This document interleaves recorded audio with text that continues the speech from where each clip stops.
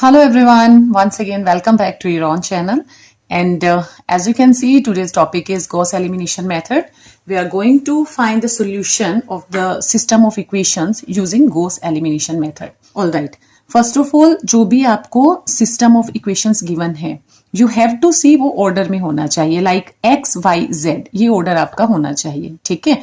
अब इस सिस्टम को आपने मैट्रिक्स फॉर्म में लिखना है एंड उसके लिए हमारे पास स्टेप नंबर 1 क्या रहता है, this is ax equal to b।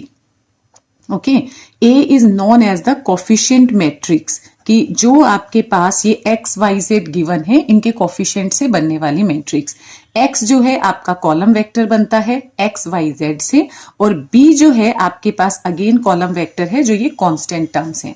So it will B like 3 4 minus 1 3 4 minus 1 then minus 2 1 1 and third one is 1 2 minus 1. This is matrix A, coefficient matrix.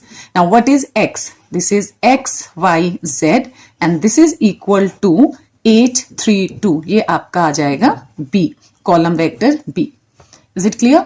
अब नेक्स्ट स्टेप क्या है, elimination method. Eliminate करना है, लेकिन किसको eliminate करना है, ये जो 3 एंट्रीज हैं इनको आपने जीरो में कन्वर्ट करना होता है। ओके, और you can say principal diagonal ये है, बिलो द प्रिंसिपल डायगोनल ये जो 3 एंट्रीज हैं मुझे इसको जीरो में कन्वर्ट करना है। प्रोसीजर उसके लिए हम फिक्स रखते हैं। स्टेप नंबर 1 हम कोशिश करते हैं कि अगर जो फर्स्ट एंट्री है वो हमें 1 मिल जाए। तो यहां पर आप देख सकते हो कि रो 3 जो है इसमें पहला एलिमेंट 1 है, तो हम सबसे पहले ये ऑपरेशन अप्लाई कर लेते हैं कि रो 1 और रो 3 को इंटरचेंज कर देते हैं। इंटरचेंजिंग से क्या होगा, जो लास्ट रो है वो आपको रो 1 मिल जाएगी, 1 2 minus 1 with this element 2, so ये 2 भी ऊपर आ जाएगा। ओके, सेकेंड रो है -2 1 1 3 ये एज इट इज रहेगा एंड थर्ड रो अब क्या हो जाएगी, 1 और 3 ये इंटरचेंज कर दिया ना, सो इट इज 3 4 -1 एंड 8। ये आपका A ऑगमेंटेड B कहलाता है जिसमें हमने A और B की कंबाइंड मैट्रिक्स ली है। क्लियर? अब देखिए, अब बिलो द डायगोनल ये 3 एंट्री हैं जिनको जीरो करना है। अब प्रोसीजर इसके लिए फिक्स है। ये जो दोनों एलिमेंट हैं R2 एलिमेंट और R3 का एलिमेंट, इन दोनों को R1 की हेल्प से जीरो करना है, ये फिक्स रखेंगे, कोई चेंजेस इसमें नहीं करेंगे, सेम ऑपरेशन रखेंगे कभी भी एलिमिनेशन का क्वेश्चन अगर आता है। क्लियर?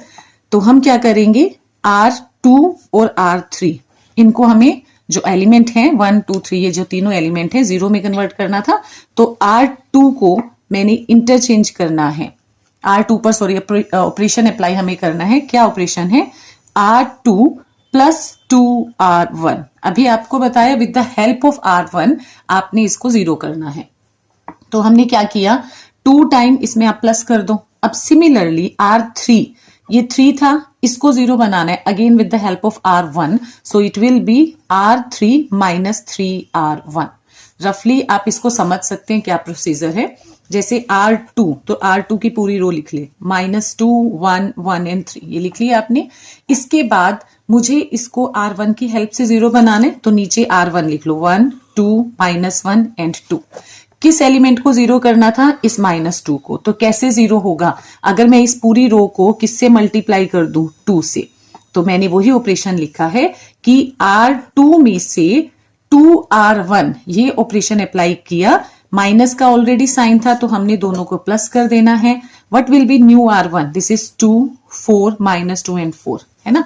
अब आपका ये रोल खत्म, इन दोनों को ऐड कर दो, दिस इज 0 4 + 1 5 -1 एंड 7, सो 1 2 -1 2। अब सेकेंड रो ये आई है, so this is equal to 0 5 -1 and 7। Similarly R3 को हम यहां पहले लिख लेते हैं, 3 4 -1 8, R1 1 2 -1 एंड 2। 3 को जीरो करना है तो क्या किया जाए, इस एलिमेंट 3 से मल्टीप्लाई कर दे पूरी रो को, तो वही ऑपरेशन लिखा है कि R3 थी R1 थी, R1 को 3 से मल्टीप्लाई किया और इसमें से माइनस कर दिया, तो क्या बनेगी न्यू रो 3 6 -3 एंड 6।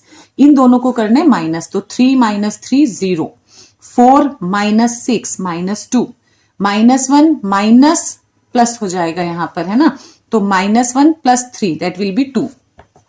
यहां माइनस करा ना आपने, तो ये माइनस माइनस प्लस हो जाएगा। जैसे अब यहां पर माइनस करना है तो 8 - 6 2, तो आपका आंसर आया 0 -2 2 and 2। Clear.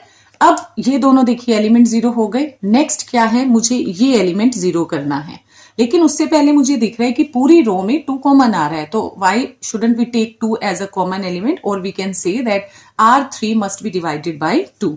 So next operation R3 divided by 2, और you can say it is -2। Clear. ये जो भी न्यू मैट्रिक्स मिलती हैं ये इक्वल नहीं होती हैं, इक्विवेलेंट होती हैं, और ये इक्विवेलेंट का साइन होता है कि ये ऑपरेशन अप्लाई करने के बाद मिली है हमें, तो इसका ये मीनिंग हो जाता है। ऑल राइट, तो आगे हमने क्या किया है, रो 3 को -2 से डिवाइड किया, so it will be 0 1 -1 and -1। Clear. Now the target is to convert this element into 0, और उसके लिए हम रो 2 का यूज करेंगे। रो 3 का जो एलिमेंट 0 करना है, रो 2 का। तो देखिए यहां से क्लियर है, अगर मैं इसको 5 से मल्टीप्लाई कर दूं और रो 2 सब्ट्रैक्ट कर दें तो 5 - 5 it will be 0। So operation क्या बनेगा, 5 time row 3 this one minus row 2, तो 5 टाइम रो 3 0 5 -5 -5, रो 2 0 5 -1 एंड 7, और इसको माइनस करना है। So this is 0 5 - 5 0 minus minus plus 1, तो 5 + -5 + 1 -4, this is -12, 0 0 -4 and -12। Okay, now what you can see, row 3 जो है that can be divided by -4. So the new matrix is 1 2 -1 and 2, 0 5 -1 7, 0 0 1 and 3. That's all about the operations part. हमें ये 3 element जो 0 में convert करने थे, जैसे ही ये 0 में कन्वर्ट हो जाते हैं, नेक्स्ट पार्ट क्या है, आपको सोल्यूशन देना है by using these remaining terms. ये हमें फाइनल इक्वेशन मिली है ऑपरेशन अप्लाई करने के बाद। अब करना क्या है, यहां से आपको 3 इक्वेशंस मिलेंगी। ये आपके पास x y z के लिए कोफिशिएंट्स थे, so equation will be x + 2y - z = 2।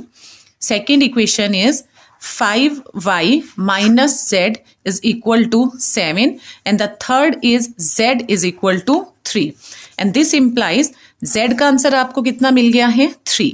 z की ये वैल्यू इक्वेशन 2 में पुट कर दो, सो 5y - 3 = 7, 5y = 10, this implies y is equal to 2। अब y और z दोनों वैल्यू इक्वेशन 1 में पुट कर दीजिए, so it is x + 2 × 2 minus z कितना आया था, 3, and this is x + 4 - 3 is 2, and this implies x is equal to 1. So x, y, z answer कितना आया, 1 2 3 using Gauss elimination method.